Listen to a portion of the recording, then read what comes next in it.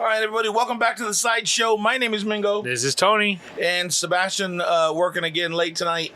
Had raised his rent, so he had to pick up an extra shift. How things going, man? How was your weekend? It was actually pretty nice. I didn't have to do much. I did a lot of work around the house, though. A lot. I actually cleaned my barbecue. Really? And that's some work. Because I barbecued some steaks maybe a week ago, and it caught on fire. It was pretty bad. Yeah? Yeah, because actually I turned the flames off, and it was still burning for a good few minutes. So, did you finally get all the stuff out of your garage? Get it all squared away? No, man. Why you gotta... What about all the shit you were supposed to put on the curb? Did you do that? Like what? The TV, the fan. Yeah. My goddaughter's gonna be taking that. Nice. The TV. Listener Raymond picked that up. The other TV, my cousin Freddie took that. Nephew's dad. What else was there? Anything else?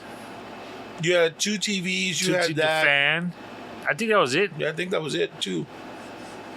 And now that you mentioned Raymond, thanks for the heads up on Ghost Burrito coming to town. It's going to be in the Greater Coachella Valley there in Palm Desert. It's New Mexican style. New Mexico. Is that what I said? Not New Mexican. Yeah, New Mexican burritos. Same thing.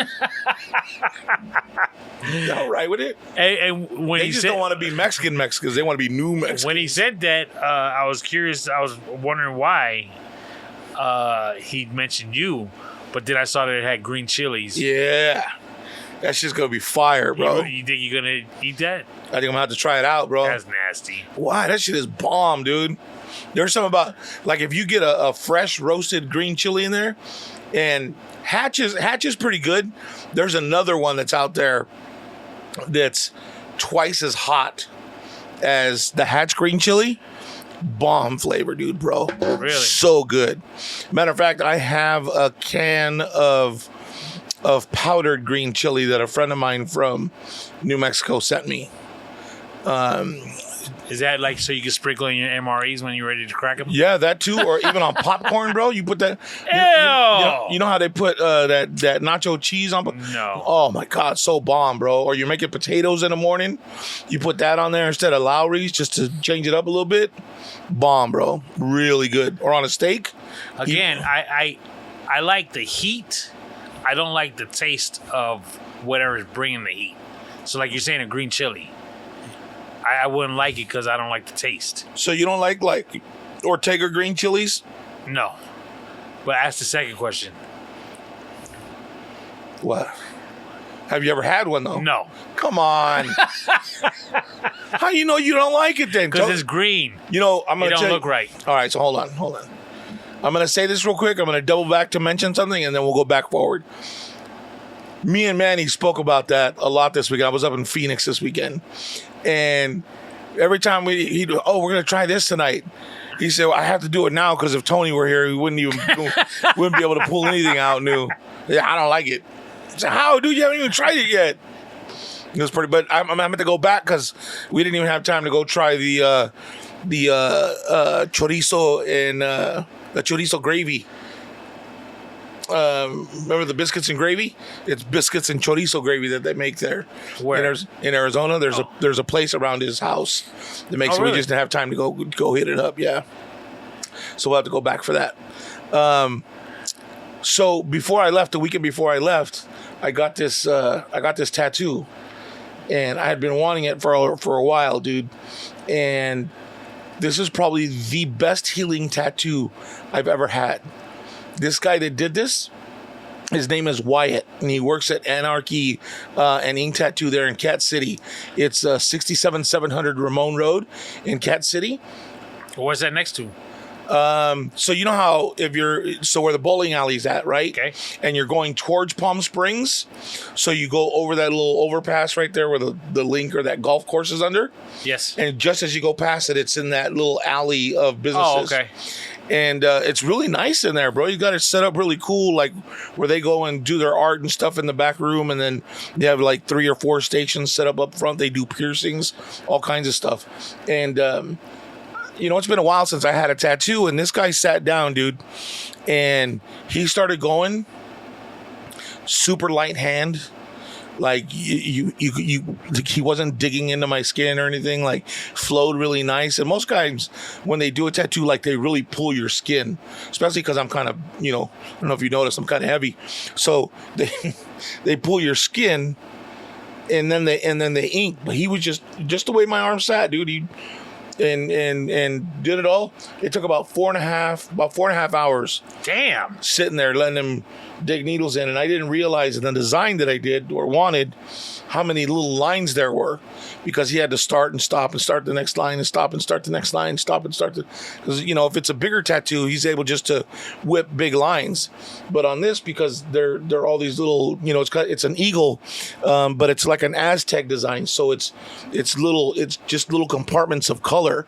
It's all black and gray, and he went through and added white to it, and the guy did an amazing job, dude. And it's the best healing tattoo I've had so far. If you guys are looking for somebody here in the desert to do one, definitely hit up Wyatt there at Anarchy Tattoo.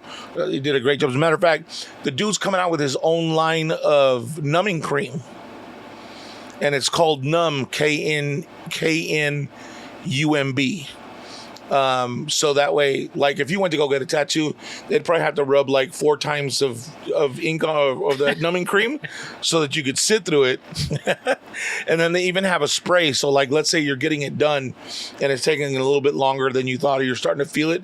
He can use the spray on it, and it numbs it from there. Most places use about 5% lidocaine. He's got like 5+. So he went through this company that understands vitamins and all these different things. So they use a certain amount of lidocaine, and then the rest are other agents to enhance the lidocaine to make it stay numb and give it a little bit longer time. Should you not numb yourself so you could feel if something's wrong? Well, if you're a man, you probably sit there and I'm just kidding. But that's what back in the day, that's, you know what I mean? You sat and you did a tattoo. Part of it was the pain. You were tough enough to sit there and go through the pain. It's a different world now. People put on numbing cream to get anything. I tell you, if I was to get one on like the inside of my arm, or I have one that's like really close to the nipple. You do? Yeah. Yeah, I know you've never seen me with my shirt off. What is it? Even Rob was there at the shop while I was doing most of it, and he was like, "I didn't know you had tattoos." I was like, "Where have you been? What are you talking about?" He saw the one on my leg. He said, "I didn't know you had tattoos." And even the artist was like, "Yeah, I was going to give him the virgin rules, but then I started paying attention. I said, oh, he's good. He knows what it's all about." I have on my left chest, I have. What is it? It's like a skull joker, and the jawline goes right above my nipple. That was fucking painful. Very painful. But I've seen you in a muscle shirt. I don't think I've ever seen it. Have I? No, I've never seen that. Yeah. Wow. And then I have Smile Now, Cry Laters that are like the mask. Right. And the devil goes to the inside of my arm, and that motherfucker, like this half right here, hurt really bad. Because it's on the the inside of the arm. That's really soft tissue right there. And that shit hurt. This one too. So what made you get another tattoo, and B, what made you get that? Eagle. I've always wanted one on my forearm. And Eagle was kind of, I used to have when I was living up north, and I would drive to go see my kids. There was always an eagle on a post, and I would see him. He would be at one, and then halfway to my kid's house, there would be another one sitting on the post. So they were kind of like my spirit guides, bro. You They know, were waiting for somebody to crash so they could get some good eating. right? So I was just getting in touch with my native roots, and so then I decided I wanted an eagle, and I found this design, which is an Aztec design, and I thought, well, I've never seen anybody with one like that, so if I'm going to do an eagle, I'm going to do that. And then on my Facebook, I have this guy or this person that does Native American art, bro, and they are so badass. Is that where you got the eagle from? No, but that's going to be the next one I do. That's an eagle that looks like a person. Well, it's a person and then an eagle. Right. Okay. I'm going to do that. That's going to be next. I don't know where yet, but that one's going to be next. Do your kids have tattoos? Milo does. Milo's got, he's got the turtle on his forearm. And that one's for my mom and my dad. Cause it's a Buddha turtle, cause my dad was really into Buddhas and my mom loved turtles. Right. Bro, when she passed away, there were so many, like we must have left about 15 turtles in the yard there at that house when we left, because I was just like, dude, nobody's got room for these turtles. Live turtles? No, like the little turtle statues. Okay. Every time she'd go to Walmart or, hey, I would tell her I was going up to go see the boys. I told her, oh, there's this place there that they sell these. My dumbass. Yeah, there's a place that sells these the ceramics. They have some that you can paint yourself. I said, they have this one turtle, Mom. It's huge. Oh, we'll see how much they want for it. So she gave me a couple bucks, and when I was on my way up there, I had to pull over and pick up this fucking turtle, which was really cool. But Seabass have any? Seabass does not have any. He wants one. But I think the good thing about Sebastian is he's not me. So he's not going to go out and get a Hue tattoo. He's gonna wait and save his money and decide exactly what he wants and get that. He's talked about a few different ones that he wants. He'll probably get some sort of maritime, so like a ship or something like that. There was one that he wanted where it was like 2 revolvers. And I don't remember what exactly the picture was, but he wanted something like that. So we'll see what he gets first. My kids, the rule was, as long as I'm paying for you, no tattoos. So you don't have any either, huh? No. But the thing is, you want one? No, now that I'm not paying for them anymore. It's up to them. I mean, I'm glad that they haven't, and I don't think they have any intention to.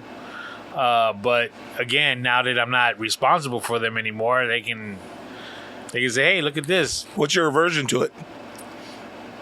I think before they were physically responsible, meaning money-wise, right? They're not mature enough to decide to put something on their body that will be there forever. So would you have a hard time with it if they did one now? It depends on what it is and where they put it. So if she came to you, if your daughter came to you with a heart and a little banner through it and it said Dad, you'd be okay? What if it just said Mom? Don't shout out to Dad on the arm, just Mom. Like if it was on the arm, yeah, I'd be like, that's, I wouldn't be down with that. If it was somewhere where if she wore a short sleeve shirt and it would cover it, that'd be fine. The big thing is to do it on, so like if your hand is flat. Yeah, like a word right there. Yeah, like on the outside of the hand, would you be okay with it there? No, but, I mean. But you ain't paying for it, so you ain't got nothing to say about it? What am I going to do? I mean, yeah. Wow.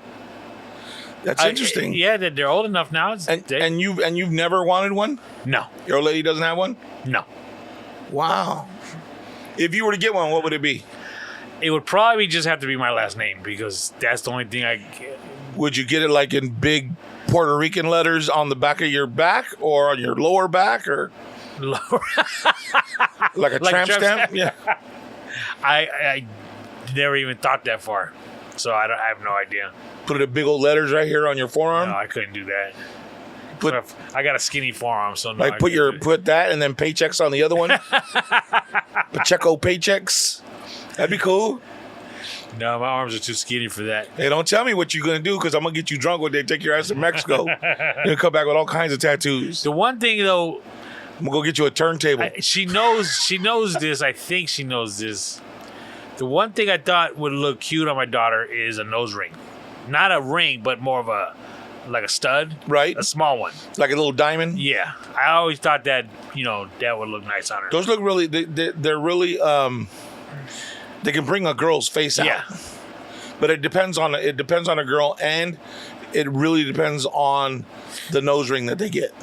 Like, the chip would have to be the right size, nothing too small. Like she'd have to really kind of think about, what's it like. You can't get one so big that it's like, hey, you got something? Oh, no, my bad. The funny thing is one of the banks that I frequent, one of the tellers has a nose ring. Yeah, but go ahead. Sorry. And from the outside, it looks okay. But I don't know if she has a small nose because you can see the backing of it inside her nose. So it actually looks like she got a bat in the cave. And it's like really noticeable. So it's so at first were you like, hey, so you go to Vegas often? Have you ever been to Nuggets? That goes right along with your fucking Tony joke, right? Shit. But yeah, it's really noticeable and it looks really bad. Well, those aren't nose rings. Nose rings usually have it's just a stem and a hook. Okay. So that way when it's in there, it's not, you don't see that big, could you imagine how hard, that girl's got to have a hard time breathing out of that one nostril. Well, yeah, it's like it would back stuff up.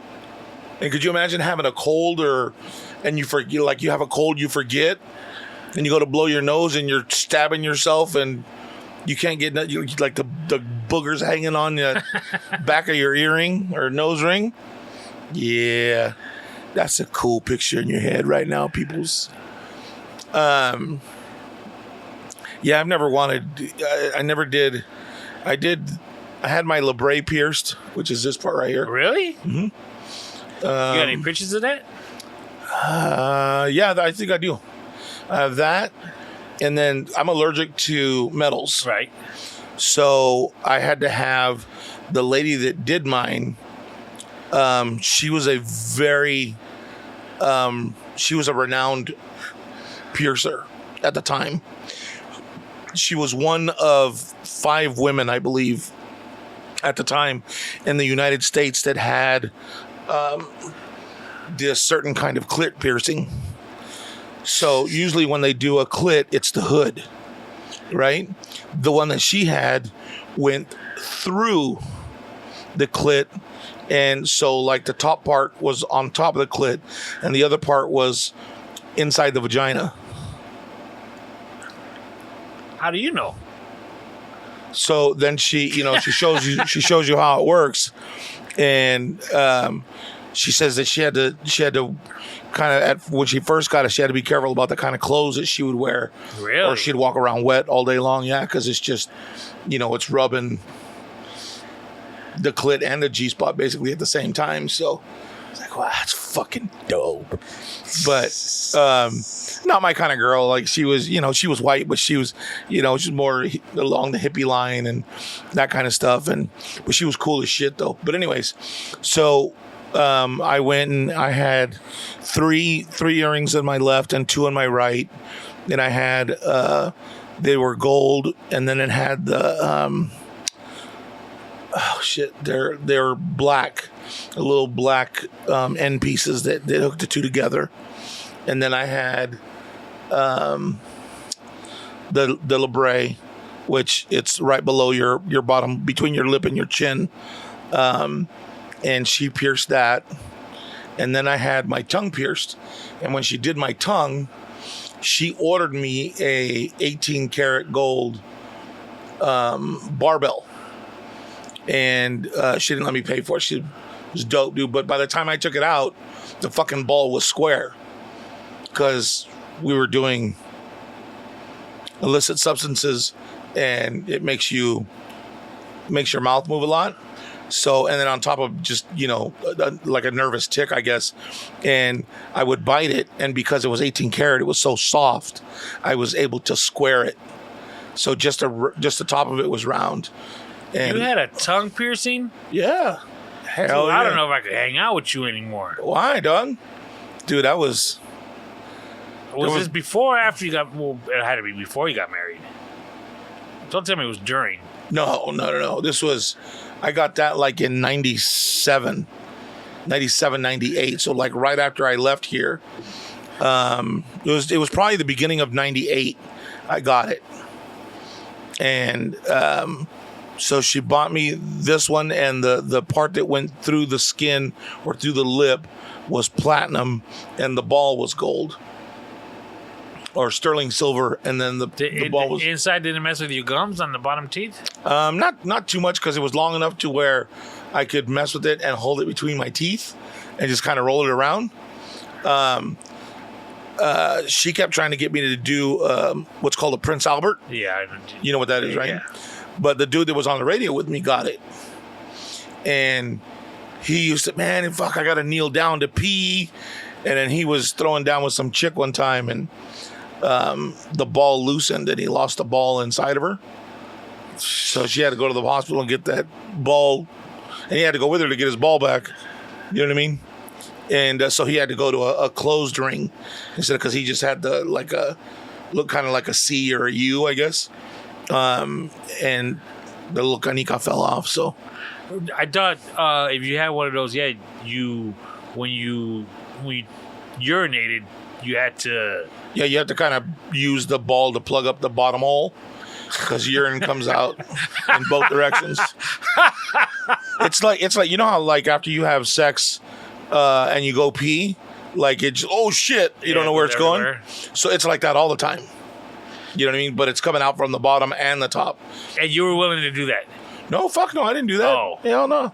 Well, you said the guy you worked with had it. Yeah, the you dude were going to get it done. No. The dude got it from that same lady that was doing my stuff, and she kept trying to. Yeah, you should do it. No, I'm good.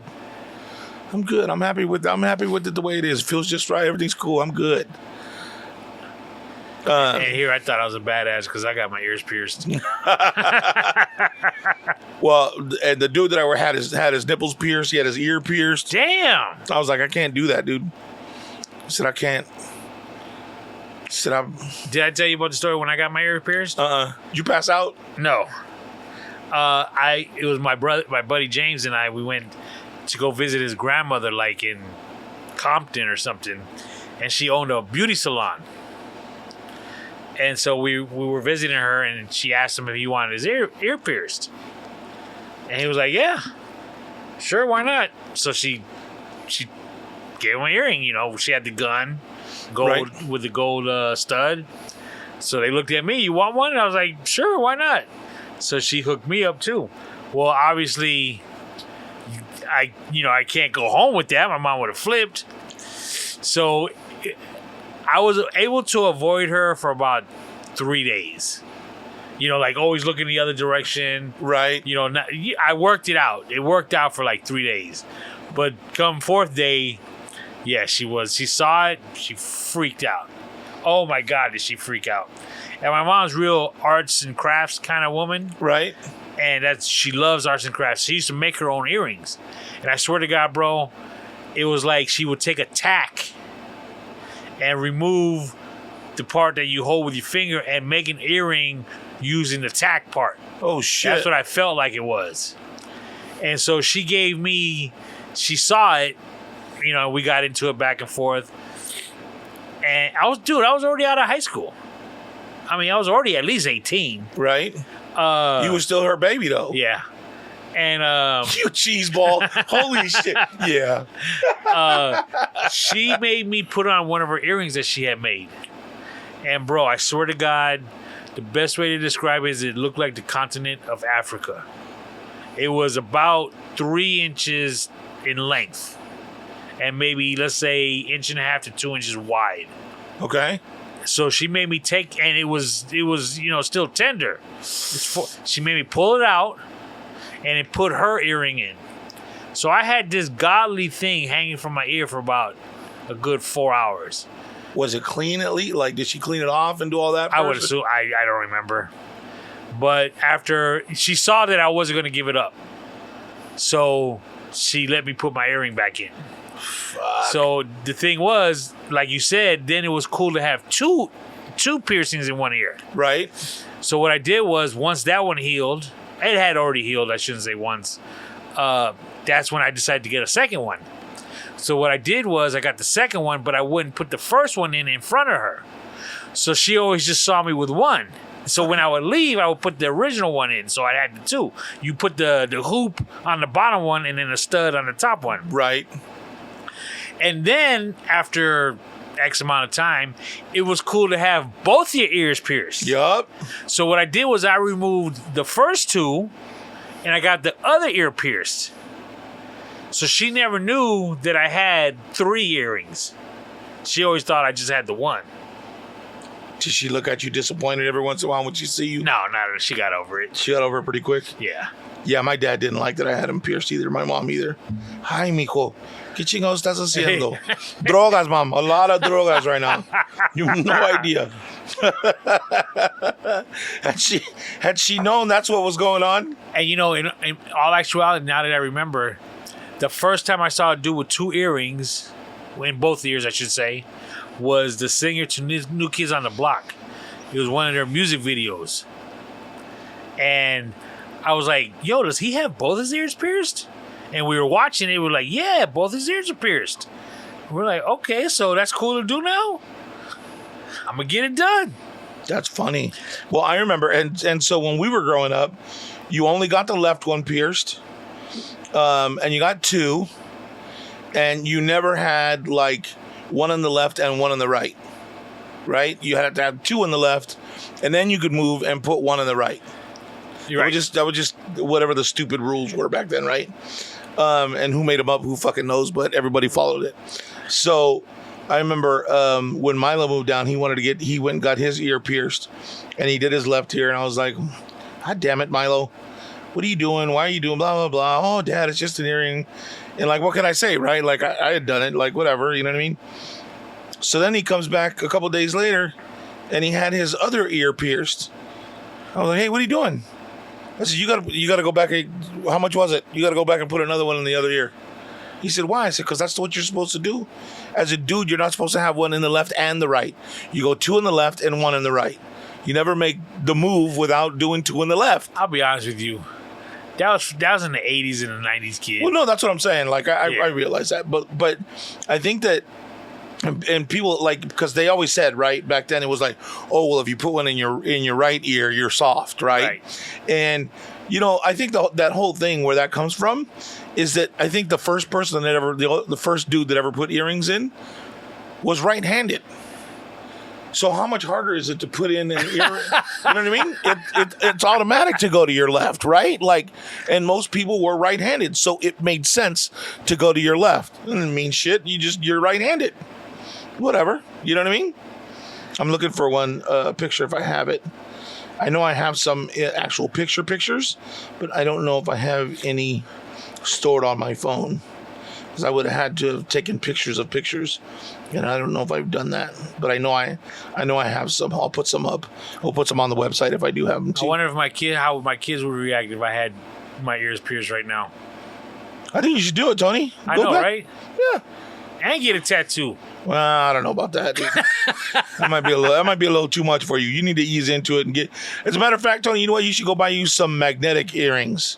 Don't even go put holes in earrings. Just try them out with the magnetic ones and see what you think. And if you think you look all right and you think you could still manage it and pull it off, then go have it done. One time, my kids were probably. My son was maybe in junior high. My daughter was maybe in high school. Or if they were both in high school, it was like he was freshman, she was a junior. I gave myself a mohawk. And they were not having it at all. It jammed you up for it real quick or what? Yeah. They were. I was just messing around, but they were not having it. Shit, the only time I had a mohawk was when Rocky 3 came out. What, you thought you was Mr. T? Hell yeah. My uncle did the bald part here, and then he skipped the line, so I had hair right, and he put little cubes in the hair right there. Shit. In 5th grade, maybe 6th grade, we had a kid in our school. His name was Bullet. And that was his real name. Bullet? Yeah. And his parents, they were like hippies. Okay. And well, that's a weird they were name like for a hippie, druggies though. and stuff. And he came to school one day with a mohawk. And dude, everybody was just like in awe because it was like, whoa, that's over the top. And was it a long mohawk? No. Oh, okay. But it was just, again, 6th grade, you're talking 1981 for a 5th grader to come to school with a yeah, mohawk? Yeah, that'd be about right. Yeah, Crazy. that was probably. And the other funny thing is, let's say 5 years later, I was in a band with that kid. Hey, dude, why don't you put your mohawk back on for the band? It doesn't look like I have one with those on here, but I have some pictures. I'll dig them up and I'll put them on the Madhouse Sideshow Insta. Make sure you check it out. Go on there and look at them. See some old ass pictures of me when I was being crazy and doing shit, So you had 2 on your left, 1 on your right, and that's about as crazy as you got. No tattoos. Yeah, never had your tongue pierced. No. Huh. Did you ever date a chick? Can you answer that? No, I've never dated a chick that had any of those type of things. No? Okay. Good call. That was a great way to answer that, Tony. Totally believable. I'm just kidding. No, I don't remember. No, I don't think I had dated. When did that shit start? Actually, did it? Huh. If I did, it was this one girl. I don't know if I think I remember telling you about her, that we went to the Metro and I made my move on her in the club. Did I tell this story? No. I don't think so. Maybe I shouldn't be telling this story. I was parking cars with this dude. Okay. And the dude said I don't know if it was a friend of his or a cousin of his, and she was coming down from Mexico. Oh, yeah, I think you did tell us. Okay, and she was my age. She was a little older than me, but he was a lot older than us. Okay. And he was like, yo, you should take her out, da-da-da. So she had her own car, and we talked here and there. She came to my house a couple of times. My mom didn't like her because she smoked cigarettes. And she'd be like in the front, knocking the door with a cigarette, smoking a cigarette, asking for me type deal. So anyways, after talking... What is that? Hold on, I'm sorry.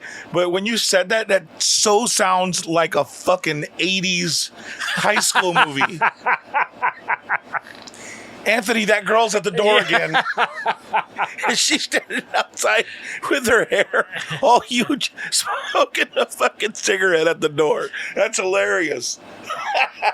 She actually came once or twice and picked me up for lunch. Because, again, she wasn't working or anything. So I felt like the man because, yo. You know who I pictured when you said that? Was Bueller. Ferris Bueller's girlfriend. The little white Cavaricci shorts and that big white leather jacket with the fringe on it. Right. That's who I picture at your door. Was she like that? No, not at all. She was dark like me, Mexican girl. Okay. Skinny. Who does she remind? I don't know. Barely even remember what she looked like. But anyways, we went to the Metro in Riverside. And we were there having a good time, We were sitting down. I made my move on her. And she was like, I just want to be friends. She said, amigos. Yeah, pretty much. And I was like, oh, okay, no problem. And I never answer her calls anymore. Oh, that's fucked up. Hey, I had enough friends at the time. It's not you, baby. It's Yeah, me. hey, hey, it's cool. I get it, but yeah, I don't have time for new friends. Yeah, you gotta move on. It's a small world. You never know, You know how I take a cruise every year, right? and a cruise is only the weekend. Well, the one we take, I should say. Right. I remember a decade ago, a younger dude was working at the pool supply house. And he was cool. We got to talking one day. He was telling me he was going on a cruise with his parents and his sister, his family. Right. And he was telling me, hey, man, you got any advice? You got any advice for me? And I would tell him my experiences and stuff. And I said, not that this happened to me, because obviously I was already married and I was going on cruises with my wife. But what I told him was this. I said, if you're trying to hook up, don't waste no time. If the girl you're talking to is not feeling you, just move on to the next one, because you're only there for 3 days. Right. So you gotta be on the move, making your moves. And that's where that whole there's plenty of fish. Yeah, in the exactly. Hey, when you go into town in Mexico, hey, they're not willing to. Okay, move on to the next one. There it Because is. it's only 3 days. Keep it moving. And how did he do? It's Did like you ever speed find out? dating. Like speed dating. I don't remember exactly what he told me when he got back, but he did say that was good advice. I don't know if it worked out for him, but it was more like he knew exactly what I was talking about. Right. Okay. Huh. And are you guys doing that this year? I don't know. We're taking a lot of trips this year, and that one might be on the back burner because we're going to like Hawaii in July, Oh, wow. and we're taking an Alaskan cruise. I don't know when it is. End of the year sometime. Do you know when in July you're going? No. No? Okay. I just wondering because I'm going to Texas in July. Texas? Yeah, I was just wondering if those two, if our dates were going to be the same, if we were going to have an extended time off from doing the podcast. Well, I was going to say that I think one of the things we're going to do while we're in Alaska is a husky. Husky tour? Like Yeah. the sled tour? Yeah, husky. Yeah. But hold on, that's not as interesting. What are you going to Texas for? You going to go see old girl? Oh, girl. No, she was in a different state, Oh. not Texas. Wait, hold, we'll get to why I'm going in a minute. So, is it called a mush tour? I don't know. Because isn't that what they say to them? Mush. Mush, like get them to go. Mush. Is it? Yeah, I remember from It's not. books. Hi, with a whip. Hi. Mush. Yeah, it's mush. Mush. I don't know. That's what I remember that in a story. I could be wrong on the sled. I think that's one of the things we're doing. That would be fucking cool though. That would be, and then because they have like what is it, like 10 dogs or 10 dog sleds? Some are 20 dog sleds. Damn. Those things get going fast, dude. Yeah. And those dogs are- now you're getting me scared, Why? bro. What if you go sideways and It's like a snow. roller coaster? You could still crash into a snow bank or something. Yeah, it's snow. It's not like you're not gonna hit a fucking iceberg. It's not like it's crashing into cotton either. Kind of. No. It's snow. You're acting like it just fell and it's all breaking apart. No, this has been caked on there for however long. So if it was a new flurry, you wouldn't be so scared. I'm not saying I'm scared. I'm saying you're getting me scared. Not to mention, Tony, you're gonna go, and you're gonna have 2 pair of thermals on.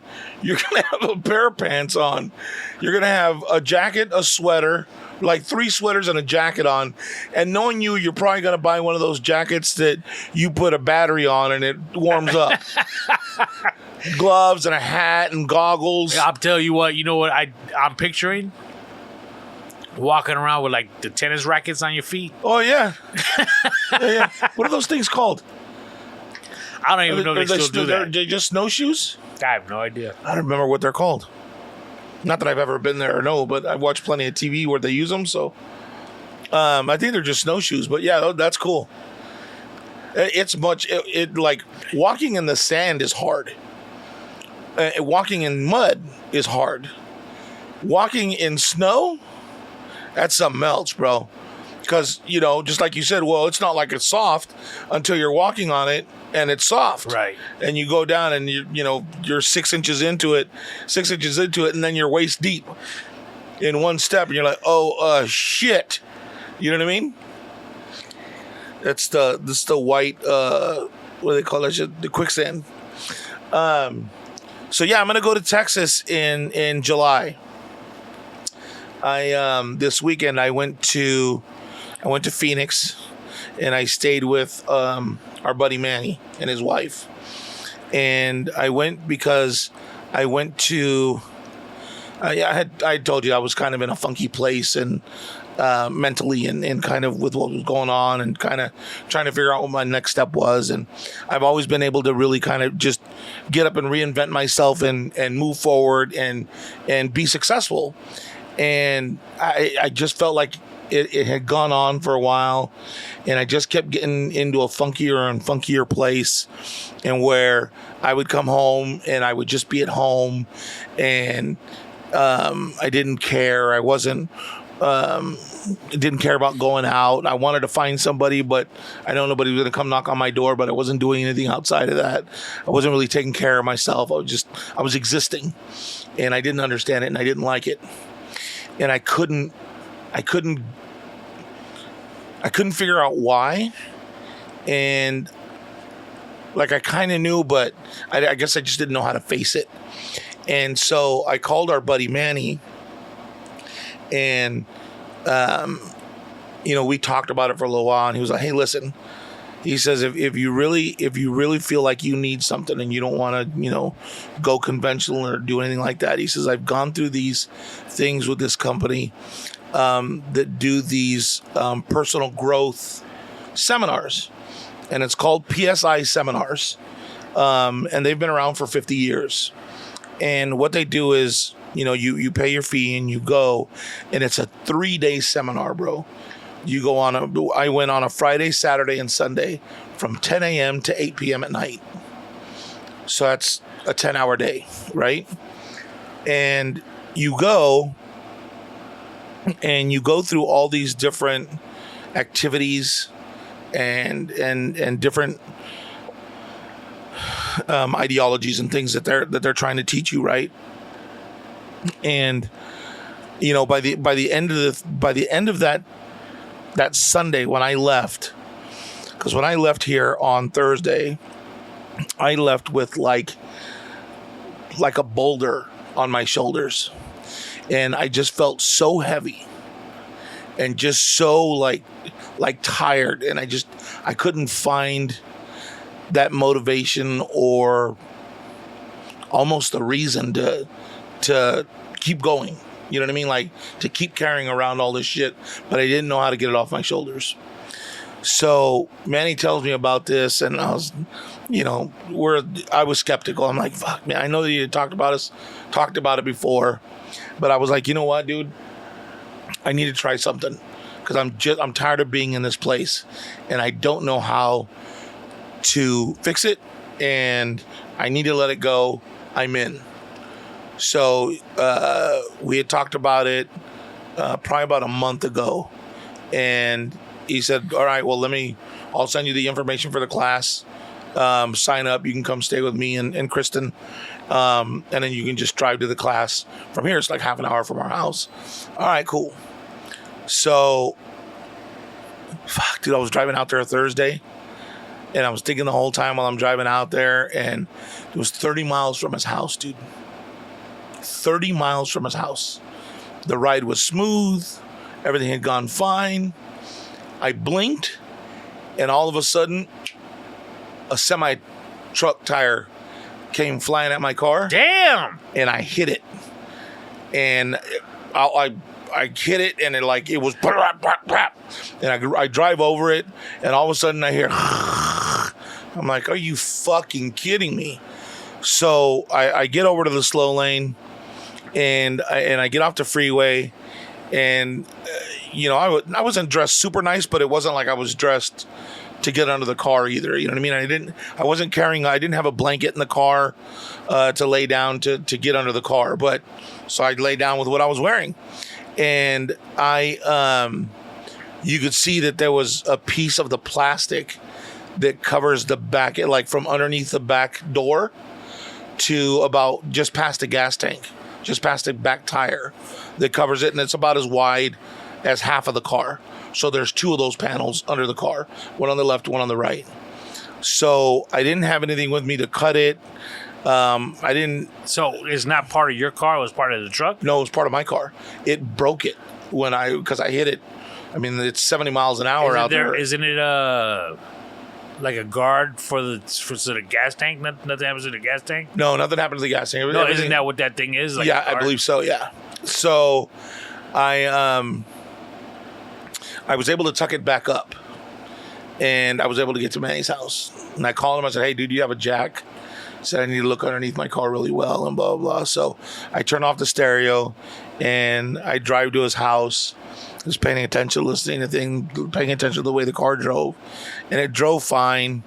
I had to clip the front bumper back in on top underneath the lights because it hit it that hard that it popped those out. Damn. And underneath the front air scoop in the front of it, all those clips are off. So I'm gonna have to go and have them put those clips on, and I'm gonna have to order a piece for under the gas tank in the back. But it stopped scraping to his house. I was able to get it tucked up enough to where I didn't have a problem. I was like, no, you know what? I fixed it for the meantime. I said, even if I took it to a dealership or they're going to have to fucking order it. It's not like they have them there. So they're not going to have it by the time I leave. So I'm not going to worry about it. I'll take care of it when I get back. So it was okay for the weekend, or that next morning I was driving to the seminar, and right before I got to this, it popped back out. And so now I'm pulling into this fucking fancy Marriott hotel, and oh, you know what I mean? Like, say, great, now I'm a spectacle. But so you go in, and bro, it was a room filled with high dollar money makers. Like, there was engineers there was like CEOs, there was people from all walks of life. There was a couple of 15-year-olds in the class where their parents had been involved in taking the class. So they have a teen class.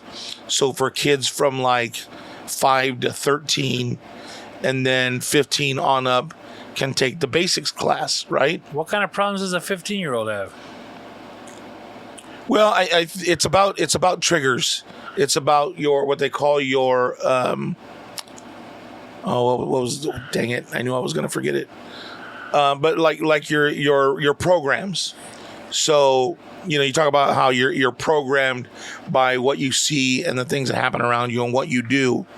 So this class is to kind of for you to acknowledge what your triggers are or what your programs are, so that you can learn how to either deal with them or get ahead of them when you feel them coming on. Okay.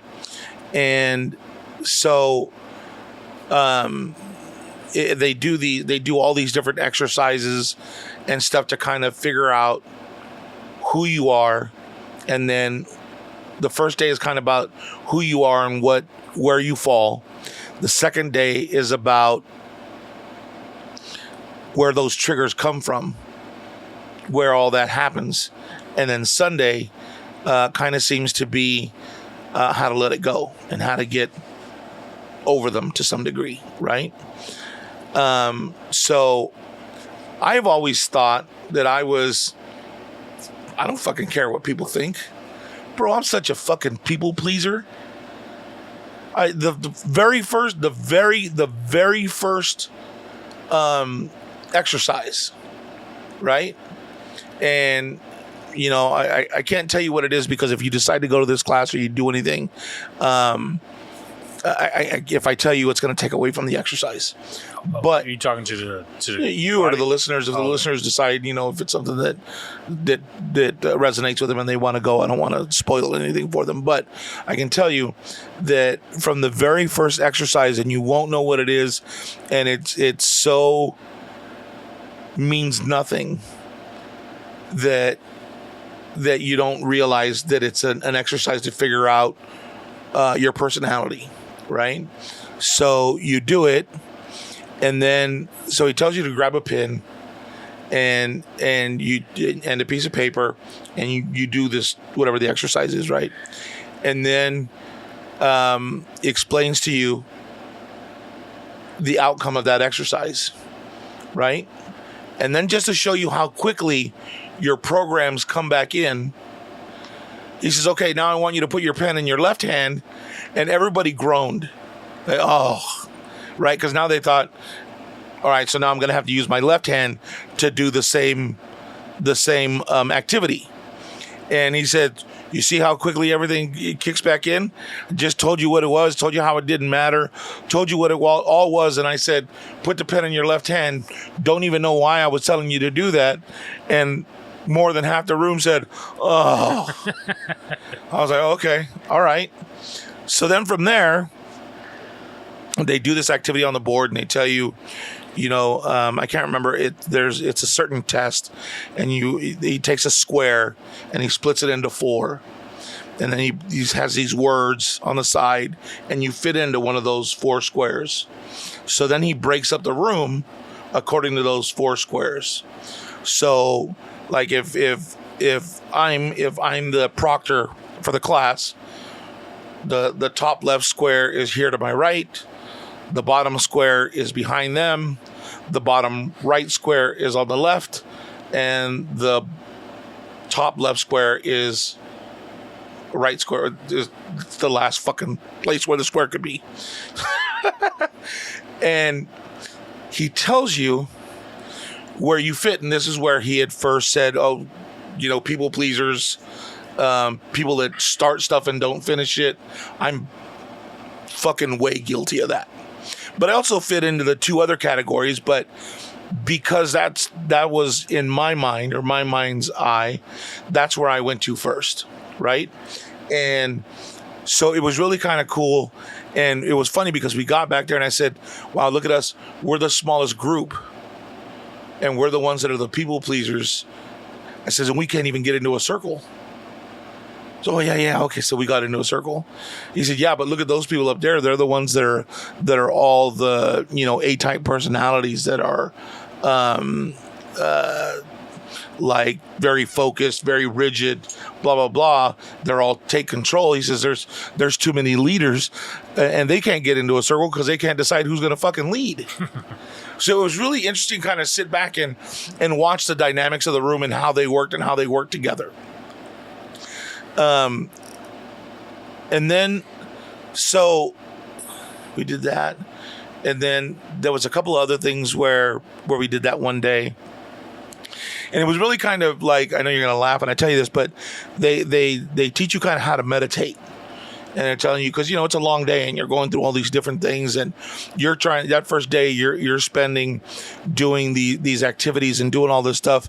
And at the same time, you're trying to figure out what all it means and how does it all figure to what for me being here, whatever. Right. And so they teach you, all right. So he says, all right, so, everybody kind of come together, put your feet on the floor, and he starts talking to you. And he says, so we're gonna go ahead and meditate for just a quick second. We're gonna show you kind of how to reset yourself in the middle of the day. He's like, I like to do this about 2:00 in the afternoon. And he picks up his hand and waves, and they start playing music. And it's really calming, soft music, almost kind of like when you put that like the ocean sounds and all that in the background, and it kind of just mellows you out, right? So, all right, go ahead and close your eyes, and you close your eyes, and he's talking to you and blah, blah, blah. And all of a sudden, you kind of get into almost like a halfway dream state, but awake. So you could still hear him, but you're not responsive to it. You just hear him talking in the background because he's talking softer and softer as the music is kind of he's just below the music, but you can still make out what he's saying, and he's just kind of talking to you like this, and you're just kind of floating, and your mind and your shoulders just kind of drop. And I hope you're not driving. Jesus, I need to stop. So then, you get into this meditative state, and you stay there for about 15 minutes, and it's all right. So, come out. How'd you feel about that? What do you think? Blah, blah, blah. And then, you kind of get off into you put you into different groups, and, they have staff members for each group there. And there was like 65 of us. So each one had like 6 members or 7 members. Right? So that was your group for the weekend. The people that you chose to be with, or whoever it was that was in that group, that's your group for the weekend. That's your team. That's your small group. You go to lunch with those people. Most of the activities are done with those people. So one of the first things they have you do is, so why are you here? And it was so weird, bro. I know that I've done it here a few times when I was talking about my parents passing away or a little bit. I am not a weepy person, and I don't cry very easily. But I got to tell you, dude, I spent more time these last 3 days crying. What? Yeah, bro. Like I'm telling you, Sunday when I met up with Manny, I was like, dude, I fucking cried all day today.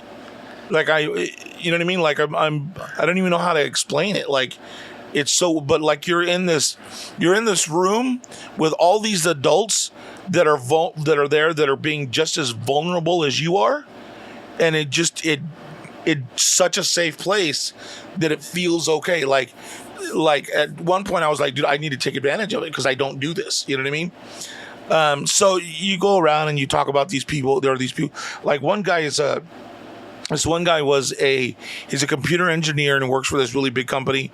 And his girlfriend had gone through the class, and she asked him to go. And he said, he says, I got to a point where I felt like I don't understand what her needs are.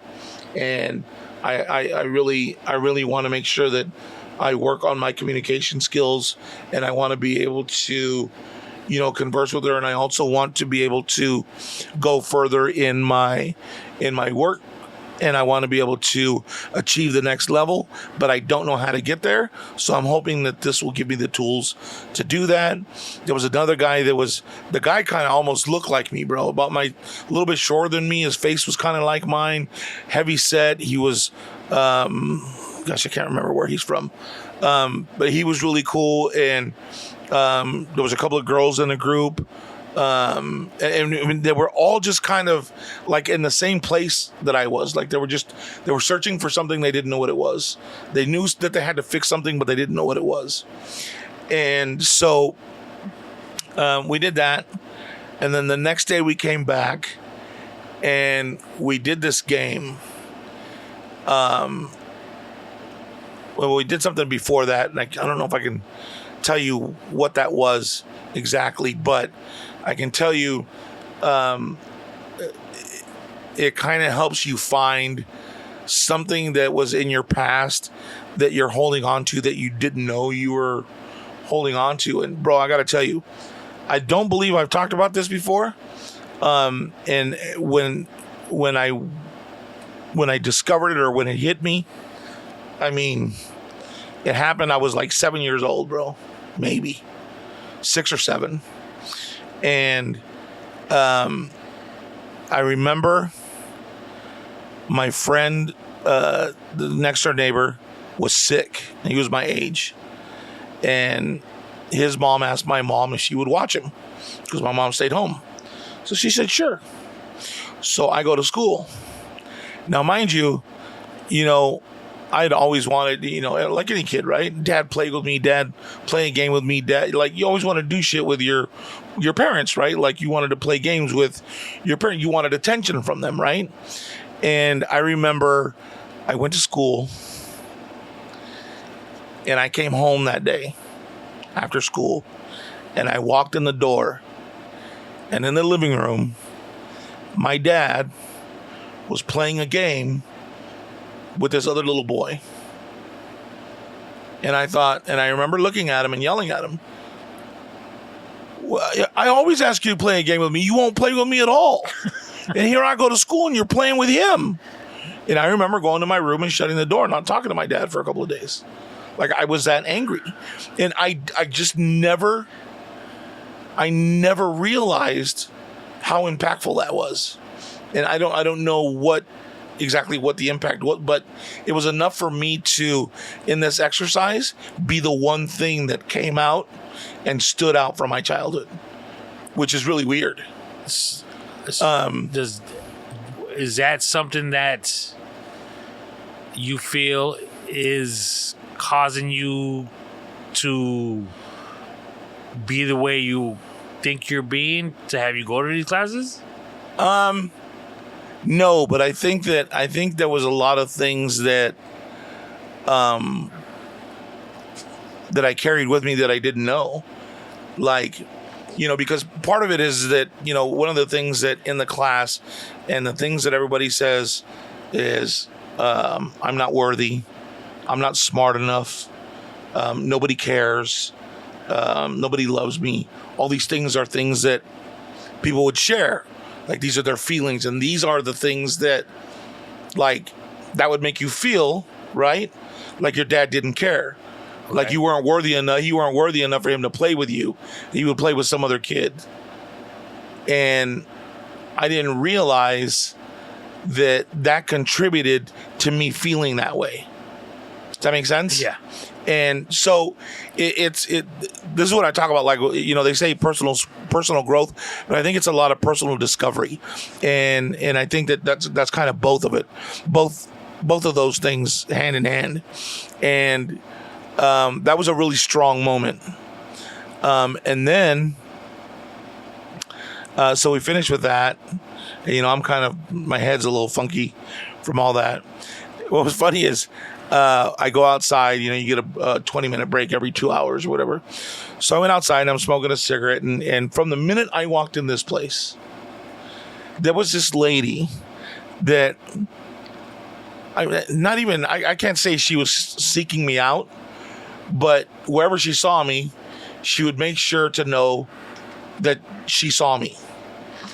And she looked exactly like my ex-mother-in-law. I wish I would have taken a picture of her so I could show you a picture of them two side by side. I mean, they look dead on. And even like you come back from break and they have music playing and they're all dancing up front and, trying to keep the momentum going. And I'd go sit down and she's like, hey, like, come up and dance. And I'm like, yeah, no. But it was a cool time. Like it was a really cool environment. There was no pushing, if you just shared what you wanted to share and get out of it what you're going to get out of it. If you hold back, then you're not going to get the full experience, right? And so we did that, and then we played this game. And I can't tell you the name of the game, just in case you're to go to this thing and play this game, because it won't be fair for you. But what they do is they separate you. Half of the class stays here, the other half goes over there. And it's all about how you play that game. And how you play that game is how you live your life. Right? And I'll tell you why I said that, why they say that and why it hits you with a 2x4 when he tells you that. Because while he's telling you what the rules are and what the game is, I figured out how to win. Because he said, object is to win. The objective is to win. So I'm sitting at these boards and I figured out how to win. So our group was the group that had to go to another room. So we go, and when everybody was, okay, is everybody in the room? Hey, listen, I don't want to be the leader, but I figured out how to win. I said, I believe if we do this, this, and this like this, we should be able to win. And I said, but you guys talk about it, figure it out. If that's what you want to do, cool. We'll figure it out. We'll talk it out. So a couple seconds later, yeah, no, I think that's right. And somebody else, hey, I'm a strategist and I think that that's right, and blah, blah, blah. All right, cool. So the first couple of times, they voted the way I said. And then somebody decided, well, maybe they're going to do something else, and maybe so they switched. And they lost points. And then they switched back. Now, in this game, and I don't want to get in trouble for saying names or saying too much or anything like that, but there was a lady there that reminded me of women that I grew up with my whole life. And she was having what she thought was a negative experience, and what other people were treating her as such, but they were just responding. They allowed themselves to respond to the way she was acting. And I chimed in and kind of shut her down, which I don't really know if it was right for me to do that, but that kind of triggered my programs, or I allowed it to trigger my programs, because you're in control of how you respond to stuff, but I allowed it to get under my skin and I responded a certain way. So we finished the game, and although the way I said, okay, I can't say much more than that because then I'll give the game away. So anyways, we finished this game, right? And he kind of tells us, what he thought about the way the game was played and blah, blah, blah. And he says, tonight, you're going to have homework. When you go home, you could stay here and do it if you want. Or if you got a safe place or a quiet place that you could do it at home, tonight you're going to write for about an hour. Damn. I want you to write about how you played the game and how it shows up in your life. And how this and that and this and that. All right. So went home, or back to Manny and Kristen's, and I wrote. And I had a tough time sleeping that night. And it was because of the way I responded to that chick, right? And so the next day, the first thing you do is you share about what you wrote, about how you played the game. So one person went up there, and then I tried to go next, but that chick beat me, and she went before I did. And I thought, all right, here we go. But she didn't mention us. She just said that, that she had responded a certain way, and that, that she didn't like it, whatever. I'm not supposed to talk about that. So I went up after her. And the first thing I said was, before I talk about how I played the game, I want to apologize to so-and-so because, we all responded to her the wrong way. I said, unfortunately, she triggered my what do you call it? And he was like, hold on. Who triggered what? Oh, well, the way she was acting. No. You allowed it to trigger you, bro. Most people up and down 10 minutes. I was up there for about 20 minutes, bro. At least that's what it felt. I was speaking to a group. Yeah, he was jamming me up, because, and this is what I was talking about, where I have the victim mentality, and the way you word things creates that victim mentality.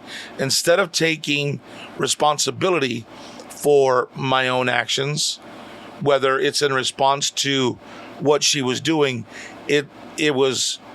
I didn't have to respond, but I did, and I blamed it on her for responding, as opposed to, hey, I did this, and I did it because I felt this way, this and this.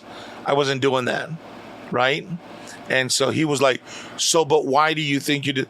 Well, because, I've grown up around, people like that. They just suck the energy out of the room, and I, blah, blah, blah. And he was like, yeah, but that's a cause. That's not, why did you feel And he kept driving it back to me, and it took me about it because I'm fucking thick, right?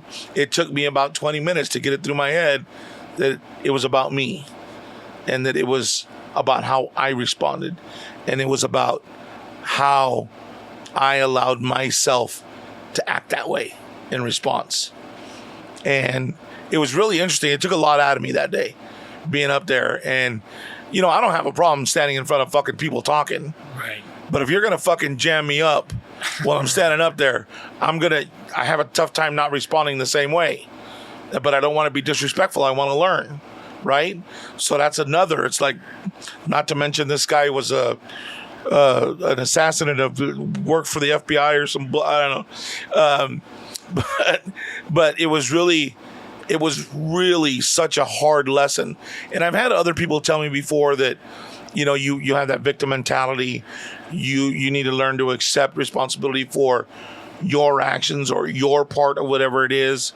And I don't think it ever got through to me the way it did this weekend, which was really, you know, learning how to change your vocabulary and really taking a look at it and not blame other people for the way you respond to shit or the way you feel about something. You can't blame other people for that because only you control how you respond to it. Make sense? And so that was a real big jab in the eye for me, I guess. And so that was really cool. And then, you know, we went on and we did another exercise where you kind of meditate. And I had a really hard time with that one because I didn't understand the concept of it. And I think I was still thinking about that game, and I couldn't get out of my head about it enough to, you know, calm down enough to figure out what they were talking about. I couldn't see where they were going with it, so I had a hard time with it. But anybody that I've talked to said it's hard to learn how to meditate on the fly like that. Like it's going to take a couple of times to learn how to do it. And a couple of times that we did it, I was able to get there, but not for that particular section of it. Did that girl accept your apology? Yeah. It was a really interesting thing, dude. And she looked a lot like people in my life that grew up and acted like that and just out of turn and just out of pocket. And I was like, ooh. They don't have like security there? Nah, nobody gets nobody gets out of pocket like that. She was just, you know, loud and she felt like she wasn't being heard. So, you know, maybe she needed to turn up her voice. And as soon as that happens, you start twitching and I gotta say something. So, you know, we did all of that. And then the next day, which now we're on Sunday, that day was really, really an emotional day. I don't even know how to explain it. And there's these different tasks that you have to do. There was one that was kind of cool where you take, I guess I can't. So, like, is there ever times where, like, we're talking about something, or, like, have you ever talked to somebody and they don't tell you exactly what it is? They give you a little information and you can kind of figure it out? Yeah, I think I know what you're talking about. Kind of like if somebody said, oh, well, you know, my cousin, you know, she's 20 and, oh, she probably has, like, and you're probably like, yeah, she probably has like black hair down to her waist and blah, blah, blah, blah, blah. And you can kind of pinpoint what she looks like, right? So a lot of that comes from what they say are vibrations. Like we all live on a frequency because our bodies are all electricity and blah, blah, blah. So we have this kind of like, have you ever heard of sound bowls? Not Sambos. Sound bowls. Do you take the bowls and... Yeah, and they run that pestle around it. Yeah. So all the bowls, when you ever go to that, and it's called a sound bath, and all the bowls are set to different frequencies. So each one releases a certain vibration in you to get you back in harmony, right? With whatever your vibration is supposed to be. Most people run at a certain vibration. So sometimes when you're doing stuff like this and you only give people a certain amount of information, your vibration and your thought process about that person, the other person can pick up. Make sense? So if you're thinking negatively of someone, you're saying they can pick that up from the... Kind of. It's more like if I told you somebody's name, their age, and where they're from, right? You could probably give me a description of that person. So, like, watch. His name was Rolf Mader. He's probably 67 years old and lives in the Bay Area. Okay. Can you tell me, what do you think? Describe him to me. I pictured salt and pepper hair, slim, not a square head, but more of a straight and narrow haircut, similar to like Leave It to Beaver's dad, if you will. That's about it. And that's and it's like that because that if I showed you a picture of Rolf, he's like 6'2", weighs like $150, super skin, old German guy. And you described him almost to a T. So we were doing an exercise like that. That was part of it. That led into another portion of what that would be, right? And it's funny that, you know, you're supposed to choose these two people in your life, and the other person is supposed to figure out. I'm not supposed to say too much. Right. You know what I mean, I don't want to ruin it for someone else. You already said too much. Yeah, probably. So it's yeah, it's one of those things where you know, I give you that information, and then you find out more about that person through the rest of the exercise, and it's amazing how close in detail you can get through these exercises without knowing anything more than a person's name, their age, and where they're from. Amazing. So we did that. And then there was one that really got me. Bro, I tell you what, Sunday, I swear, Tony, I've never been so fucking weepy all day long. Like, just we'd start talking about something and it was just like all this wave of emotion because you're finding all these things, you're hearing all these things about yourself, and everybody in the room is sharing and going through the same thing. Like, when we got done with this exercise, the whole room was crying. I don't think there was a dry eye in the fucking room. Like, they were handing out paper to everybody like nothing. You know what I mean? And which is kind of cool, because you know that you're not the only one that's going through it, and you know that that everybody is working towards the same goal. You know what I mean? And that's to figure out what they need to do. So with that, you take that first class, which is your basic intro to the PSI seminars. So they get you to open up. They get you to figure out what your triggers are, or what your programs are. The next step is a 7-day stay. It's gonna be at a ranch in Texas. I fly out there. Damn. Take a bus from the airport to the ranch, and you stay at the ranch for 7 days. It's 6 days of indoor and 1 day of outdoor activity. So you really immerse yourself, and If the first one is getting hit with a frying pan, the next one will be getting hit with a 2x4 to really figure out how to address those things that came up during this class.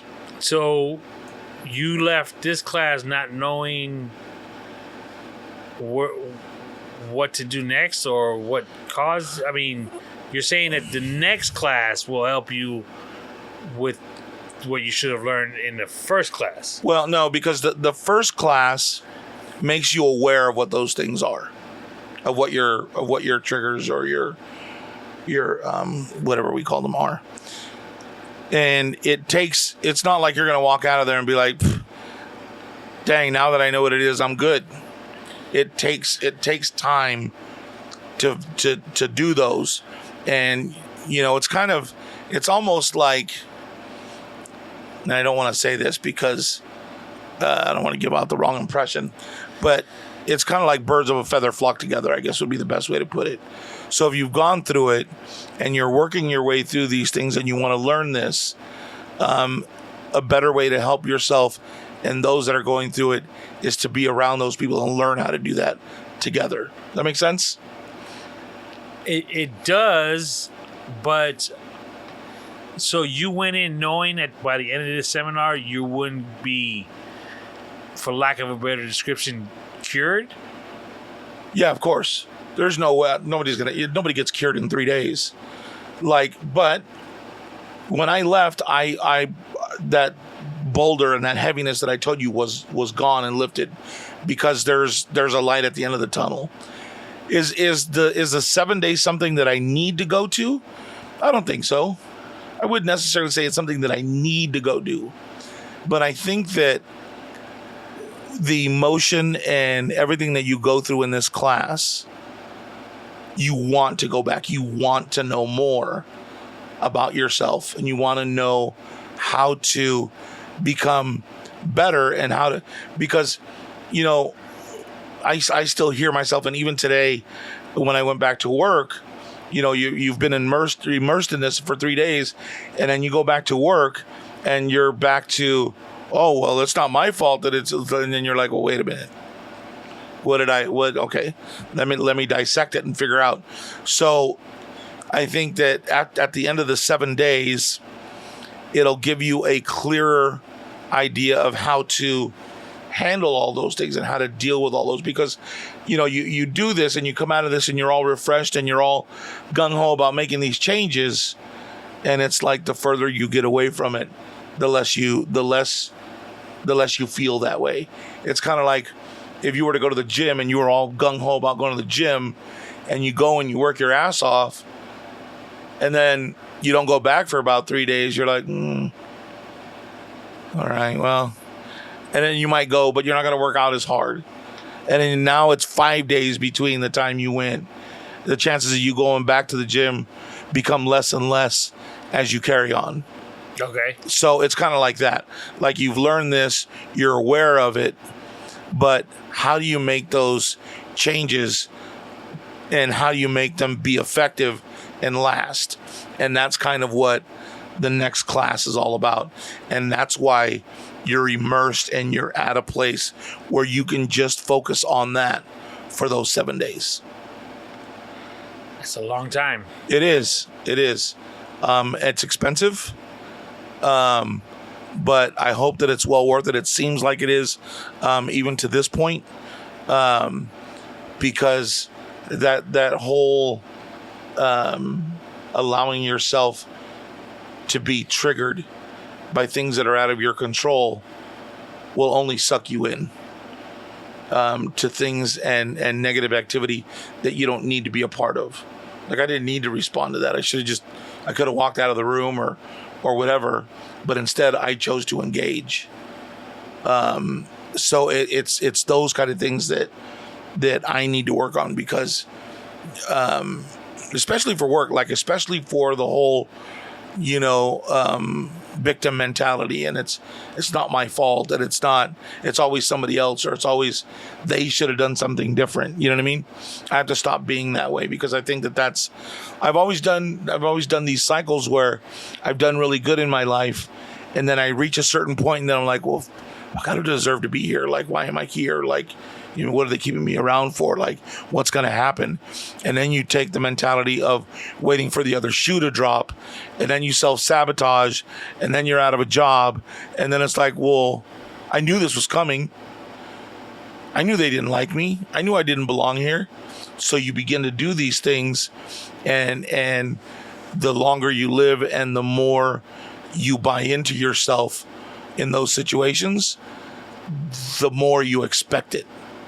And that's what I think that's kind of where I'm at. And I need to learn how to focus on, I am good enough to be here. I am smart enough to run with the big dogs. I do deserve to be here. Because I've had great successes in my life, but I've never believed that I belong there, or like that I deserve it. We talk about this where, we keep one toe in the hood because that's safe. You know what I mean? You know what? I can hang over here with people that are affluent and that make good money, but I keep one toe in the dirty pond because I know if that doesn't work out, my people got me. You know what I mean? You said, do I need to go to Texas? Probably not. That's what you said. Yeah, and that was probably the wrong thing to say, but go ahead. Now, were you saying the same thing in regards to this weekend before you went? No. Oh, okay. Not at all. You felt you needed to go to this. This was hands down without, because as soon as he told me, he says, well, I've talked to you about this class before. I'm sure it can help you. I think you should go. And he called me back and said, hey, it's going on this weekend, or you could do this weekend. I said, let's go. I'll do that weekend in May, and got it all set up.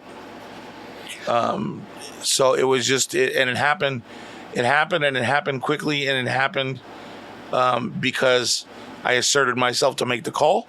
And he freely gave the advice and everything else. So that just, it worked out the way it was supposed to.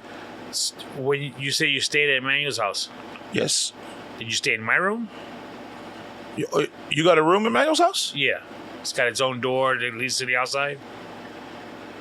Oh, I don't know. There was an envelope that said Mingo with some chocolates in it.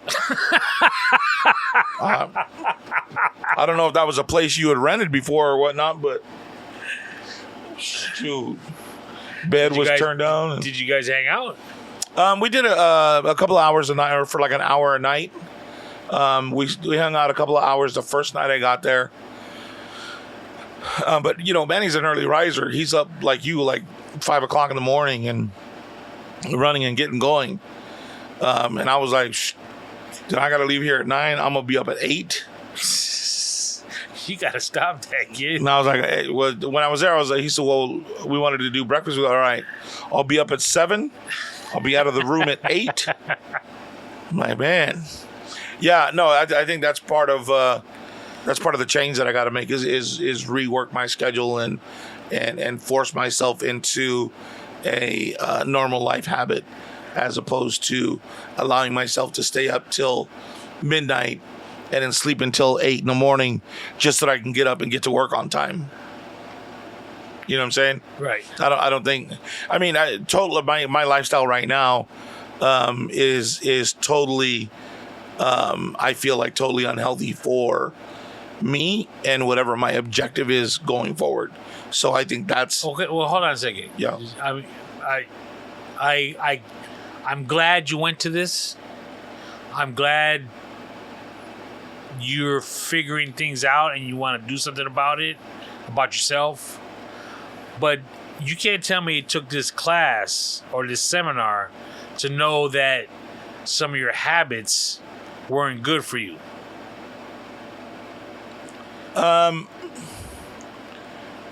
No, I can't tell you that. You're right.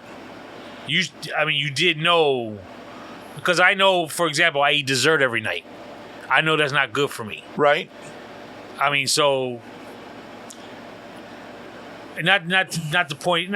Nothing negative, but like you guys ordering food at 10 o'clock at night through Grubhub when you could have just went to get it yourself. I mean, to me, that's two things. That's A, why don't you just go get it yourself? Because it's right down the street. Right. And B, you shouldn't be eating this at 10, 11 o'clock at night. This seminar didn't tell you that was bad for you. You should have already known that. Well, I did. Okay. I did. And I'm not, You're trying to jam me up. It's okay. No, I'm not. No, you're right, but and I can't. I see, and this is where I have to be careful how I say it, because then I don't want to sound like I'm the victim, right? But I do get out of my other job at 6:45. Okay. Come home, and you're usually here by 8, so it's not like I have time to cook and make something. Right. And then either way, I'm gonna. If I did it afterwards, I'm still eating at 10, 11 o'clock at night. Right. So, yes.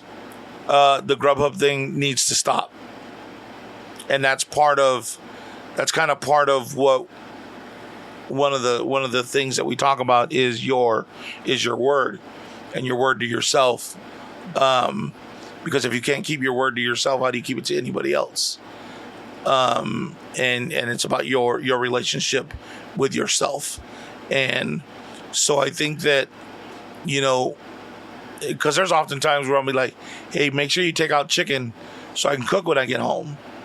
And then I'd get home and I'd be like, why make chicken? Just order Grubhub.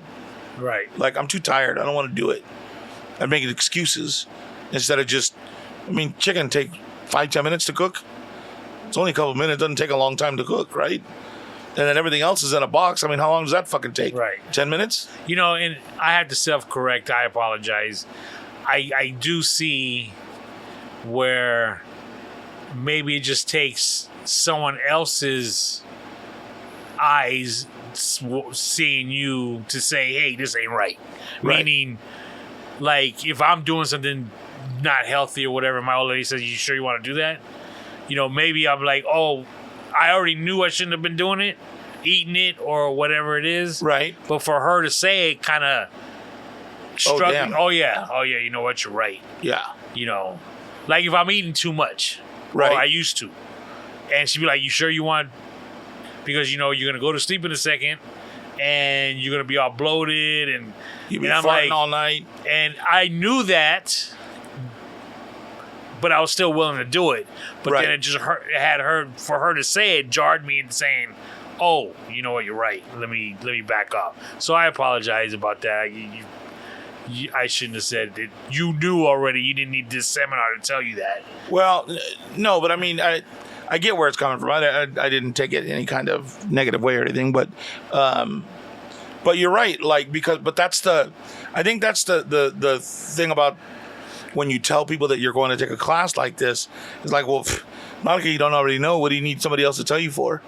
You know what I mean? Right. And it's like, well, because if I had realized it myself, or if I was in a position to listen to myself, I would have. Right.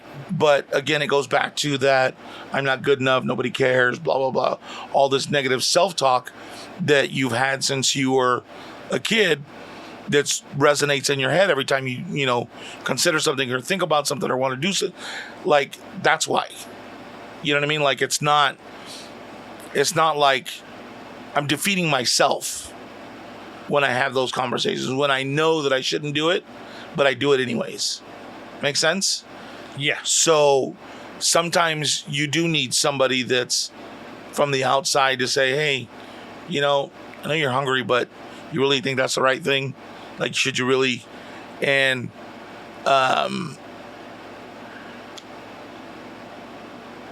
for me, it was probably better for it to be somebody outside of my circle than somebody in my circle to tell me that. You know what I mean? Yeah.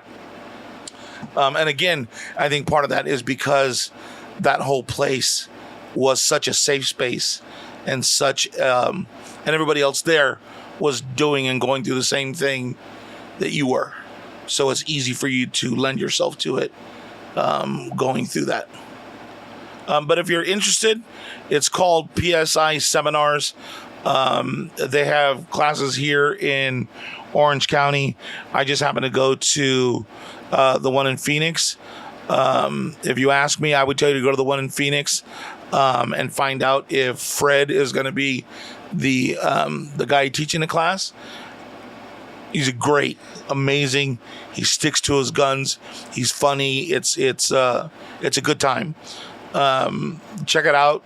You know, if you hopefully you can get something out of it. If you need something like that, I found it to really be helpful and enough for me to move forward to the next portion of it. So again, if you need it, PSI seminars.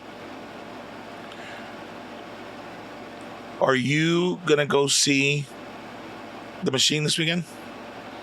The Machine this weekend. Yeah, the movie. Remember I told you about that comedian, Burt Kriesher, that does that Yes. skit about... Am I going to see it this weekend? No. Yeah, why not? It's Memorial Day weekend. This is like a big weekend for him. I mean, is it like a live show? Is it? No, it's a movie. Oh, no. It's a movie called The Machine based off of his... Negative. Why? God. Here Here we go, right back into the light. Like he said it right now, and the light just fucking dimmed. I'm actually already have plans to go see a movie. What are you gonna watch? It's a family outing. My daughter's coming into town for the 3-day weekend, so spending quality time with her and my wife. And one of the things my daughter wants to do is go see The Little Mermaid. So we are the live action movie starring Haley Berry or something.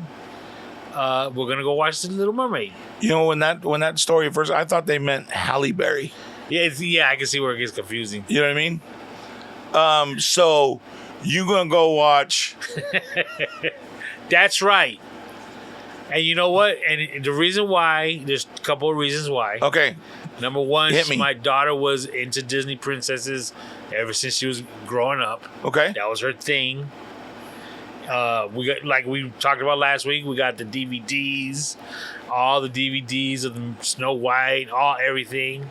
That's her thing. Okay. Just like my son and I, our thing is superheroes. Whenever a superhero movie came out, opening weekend, we have to go. The four of us would go over there. My daughter kicking and screaming, but she went because it was there. It was the new Spider-Man is out. We're going, and so hey, the new Mermaid's coming out. We going. When's Father's Day? June something. Because I know I'm not going to be busy. I know my kids ain't giving me nothing. I'm just kidding. I'm just kidding, guys. It's gonna be too late to watch it then. All right, never mind. Oh man, you should sneak away and watch it. I'm gonna try to go Friday night. Really? Yeah, just because I want to. Because that machine bit is so flippin' hilarious to me. I want to go see this movie, and he's on his podcast. He's on a podcast with him and Tom Segura, and they've been talking about it, all kind of blowing it up. And they're talking a little bit more about what's in it. And I think it's going to be great. I want to go see that movie. And I think you should take the time to go see it Well, as well. first I gotta see the stand-up you said that talked about it, right? Right. Well, you don't have to, but it'd be a good idea. That way you go into it knowing what it's about. It's hilarious, dude. I'm telling you, you're going to miss out. I mean, you won't miss out because it's coming around. So have you heard that they're actually toying around about making another John Wick? Really? Yeah. I started watching number 4. My wife and I started watching. Couldn't get into it. Really? Yeah. They said that this one's the most action out of all. Yeah, it was. And I think you really have to watch number 3 in order to get to number 4. And because there, like, a lot of it had to do with number 3. Right, because he was disassociated or whatever. Yeah, and it's been so long since I've seen 3. Isn't that the one with Halle Berry? Yeah. I think in order to watch 4, I think I got to watch 3 again. because I just couldn't get into it. It was just rough. Really? Rough for me, at least. Huh. Well, now maybe I don't like 3 all that much. Did you see 4? No, not yet. Oh, yeah, it was rough. Because for me, the dogs made 3. 3, yeah, that was off the hook. If it wasn't for the dogs, I'd have been like, oh, this movie's trash. And I don't remember 3 all that well, to be honest with you. Yeah, it was kind of trippy. I thought Lawrence Fishburne had died in 3, if I remembered correctly. Yeah, exactly. Yeah, but I said the same thing. Right? Yeah. But I guess it's the same thing because he kind of did the same shit, right? He fell off the building and John Wick fell into the trash can. Next thing you know, he's fucking killing everybody. But anyways, they're talking about making another one, but it's not going to be with Keanu Reeves. It's going to be with Machete, with Danny Trejo. Oh, no. And they're going to call it Juan Wick. And instead of killing his dog, they're going to kill his parrot. Was you setting this all up? Is this a joke you thought of and you couldn't wait to say it? It was a meme. It was a meme I saw. They have a picture of him dressed like fucking John Wick, and he's just sitting there. And it was fucking hilarious. Everybody, oh, that'd be great. I'd go watch it. I said, but they killed my parrot. And put on the fucking hilarious, dude. You know what we saw this weekend? It was horrible. What's that? The remake of White Man Can't Jump. Oh, the show on, or is it a show or is it a movie? It's a movie. And it's on Hulu, right? Yeah, one of those services. Yeah, it was bad. Yeah, dude, how do you fucking Woody Harrelson? It wasn't even like that though. Really? Yeah, it was nothing like the original. I mean, the only thing that was the same was it was a white guy and a black guy, and they played basketball, and there was a tournament. But other than that, nothing like the original. Nothing. Oh my goodness! Don't you hate when they do shit like that? It was so bad. Wow. Were they even anybody popular or anybody that in the movie? Yeah. No. Ugh, that makes it even worse. It was. Well, I don't know. Is it worse if somebody if it's a really well-known actor that screws it up, or would you rather no-name actors that try and don't go above level? What's worse? I think it was the no-name actors because it's one of those things that why did I even watch this movie? You know, it wasn't starring Tom Cruise that could have messed it up. It was, I mean, don't give me a Jack Harlow and, you know, that rapper. Right. And then I think that the basketball player was probably a real life basketball player. I don't know. Yeah, I don't know. I don't think you can. That's one of those movies that I don't think you can remake. They didn't. Again, if it wasn't for the name, it could have been just a totally different movie. Wow. Yeah. That was pretty bad. They need to come up with another name for it then. Yeah, they should have. You know what I mean? That's terrible. So what else you got going on this weekend? Like I said, my daughter's coming into town. Nothing. That's it, We're huh? hanging out on Sunday. That's about it. Wow, dude, your life goes from look, dude, I don't have time to do anything but clean this pool and get to the airport. I got nothing going on. I mean, you know, you're gonna watch Peanut run back and forth in the backyard. Let me ask you a question. What's up? Tell me if this means anything to you, because this is how it was told to me. Okay. Yolanda's getting out this year. Say it again. Yolanda is getting out this year. I would assume that somebody's getting out of jail. But I don't know. Look at that. I thought the same thing, and I got looked at like I was crazy because I didn't understand it. Okay. The woman that shot Selena is getting out of jail this year.